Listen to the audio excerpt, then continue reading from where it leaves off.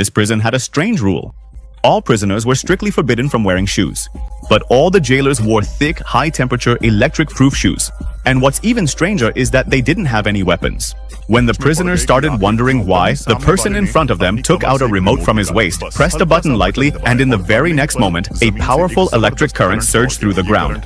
This current wasn't deadly, but it caused unbearable pain to a person. That's why only 50 guards were able to control this prison with nearly 5,000 inmates. And this was just the lowest level.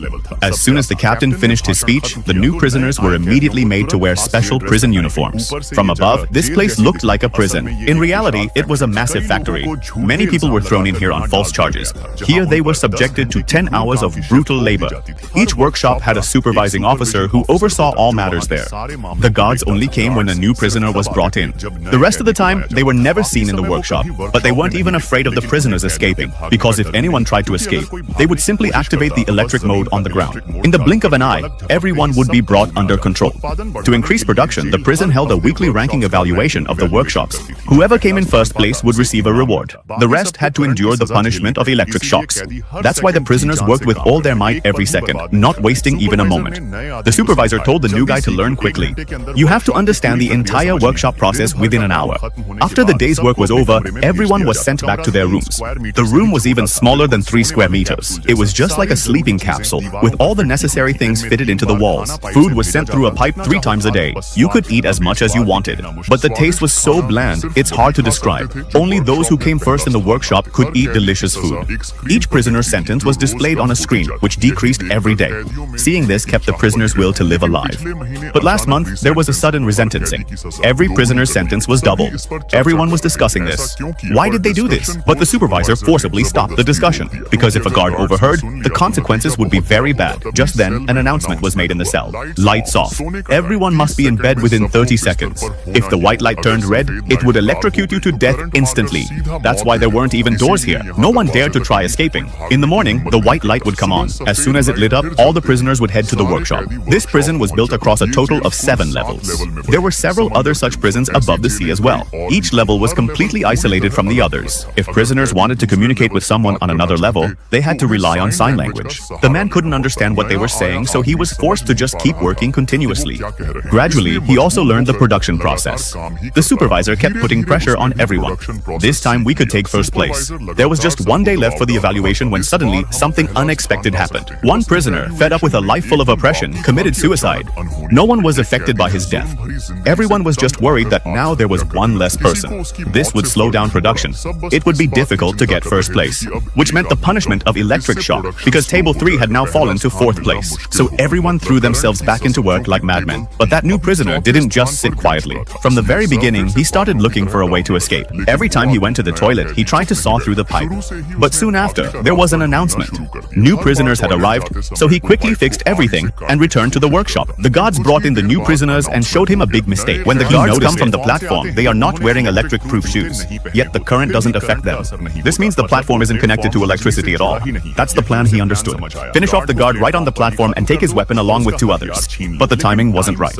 He would have to gather everyone and escape together at once. With the arrival of new prisoners, the work speed increased. Eventually, everyone together managed to secure first place. That day, they were spared from the punishment of electric shocks. But just then, one prisoner used sign language to share some news. Something big had happened on the 2nd level. The new guy was about to ask when suddenly their room became very hot. The oxygen started to decrease. It became hard to breathe on the 2nd floor because of the mosquitoes, and then suddenly the lights went out. A few seconds later, they came back on. The supervisor immediately stopped the discussion. He was afraid that if the guards got angry, everyone here would be killed too. Soon, everyone was sent back to their cells again. After several days of observation, the new man noticed something. The supervisor wasn't actually a bad person. He immediately took advantage of the moment and asked loudly, "Have you ever thought about escaping?" How many guards patrol on each level? Constantly. The supervisor got scared by the questions. He felt that there might be hidden cameras in the dormitory listening to him. He started thinking, maybe I won't survive until tomorrow. Endo found this amusing. He said, "The guards don't care about what we say. In their eyes, we're not even human, not even animals. Their only job is to give us electric shocks twice a day, to turn the power on and off, and to check production." The supervisor was a bit shaken, but even then, he decided that it was better to quietly serve his sentence. The next morning, news arrived. All the prisoners on the 2nd floor had been killed by electric shock. A total of 100 people, the supervisor supervisor wanted to know. When asked where the news came from, the answer was given. Yesterday, the maintenance team had come and they had seen everything with their own eyes. The loudspeaker ordered, "Prisoners, stand in the position according to the rules." No problem. Some people said, "The second floor has been set free."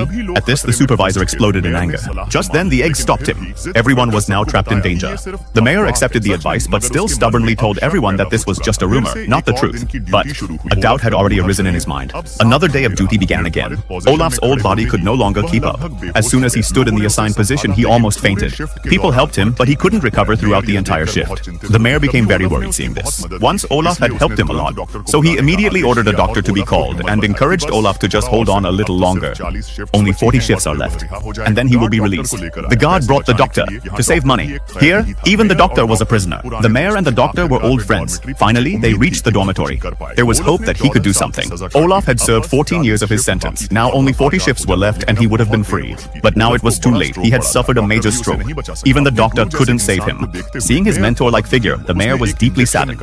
He took out an injection that would bring up peaceful death, because the fruit carrier was already on its way. The doctor didn't think the old man's death was tragic. At least he found peace. He said that in a week, the rest of them would go through the same thing. Andor didn't understand this and asked the doctor what exactly had happened on the second level. The doctor warned him that some things shouldn't be asked. Don't ask. After receiving the injection, Olaf ended his life right there in the prison. The mayor could no longer stay silent. He too asked what had really happened on the second level. The doctor told the fruit carrier to hurry up and sent the guard outside. In reality, the prison had made a mistake. One man had been released from the fourth level. The very next day, he was sent to work on the second level. When this news spread, the guards killed all the prisoners on the entire second level with electricity. The meaning was clear. In reality, there was no release. Those who were supposedly released were just sent to another prison until they ended up on some factory. The conversation had to end here. On the way back, Endo asked again, "How many guards are there on each level?" The mayor told the truth, less than 5, which meant even he had a spark of rebellion in his heart. He suggested that the action should be taken tomorrow itself. At that time, the guards will bring new prisoners who will take Ola's place. The mayor called him crazy though. This was the only chance. The guard had killed 100 people. Thinking the news would be suppressed, but news can't be hidden. When 5,000 prisoners find out that they will never be released, then the guards will truly fear a real rebellion. Then the Empire will send even more soldiers. Back in the dormitory, everyone asked about the cause of Olaf's death. The mayor's mental barrier broke down. Under pressure from the people, he spilled the truth. He shouted that no one will ever leave here alive. The rumor about the deaths of the people on the second level was true. Those who are granted release either die here or in the next place. The next day in the prison, it was time for the shift change. After much thought, the mayor made up his mind. If we want to survive, rebellion is the only way. Everyone acted like it was a normal day. The guards were bringing in new prisoners. According to the plan, everyone agreed. No matter what happens today, we have to get out. They pulled out an iron rod and lifted it. They prepared to block it. They went into the room, cut the pipes, and then returned, ready. As soon as the guards brought in the new prisoners, everyone was ready. Someone jumped onto the platform and jammed the lift. The new prisoner picked up the electric stick and knocked down the guard. However, the guard above shot him immediately. The rest of the prisoners together used makeshift weapons made from metal. They threw them. Just 2 guards couldn't stop such a large crowd. Water had already spread across the floor. The guards turned on the electricity. The mayor warned everyone, jump onto the conveyor belt slowly. Those who were walking died, got electrocuted, but the short circuit caused the power to go out. The mayor survived. Now, without electricity, the guards were helpless. Everyone attacked together. Andor knocked down a guard and snatched his weapon. Both guards were killed. Then everyone climbed onto the platform. There were very few guards. They just couldn't stop them. Water kept flowing from the bathroom. It reached the lower level. The rest had no idea what was happening. The prisoners divided up the guards' belongings. They got weapons. They sent messages to the other levels as well. The truth is, only if you fight together will you be free. The prison's control room was also taken over. The hydropower station was shut down. Now it will take months to restore electricity. The guards took the remaining prisoners out of their cells, and the guards who were left hid in the corners. They started waiting for help from the Empire, but the prison was built in a lake. Escaping was impossible. Some had already jumped into the water. The mayor couldn't swim. He was pulled back inside as well. He didn't hear properly. This escape was extremely brutal. Some had to die. But Andor and one companion succeeded. They escaped at night. The next day, Empire soldiers arrived. Andor hid among the rocks, and luckily the soldiers were lazy. They didn't search thoroughly. This planet was full of water. Wanderers who fished often came here. Andor and his companions spotted a ship in the distance. There was only one way to escape from here, to seize that ship. They took advantage of the opportunity and made a run for it. The 2 wanderers stood there, stunned. They caught caught both of them and trapped them in a net. They wanted to hand them over to the Empire and claim the reward. However, they hated the Empire because it had polluted the water. Still, they thought the reward would cover their fishing expenses. In conversation, they realized that the damage caused by the Empire was much greater. Then they cursed the Empire and decided they didn't want the reward. They opened the net. With their help, Andor and his companion boarded the old ship. The ship took off, wobbling as it flew away. Andor felt that this plan had failed. Perhaps the other prisoners didn't survive.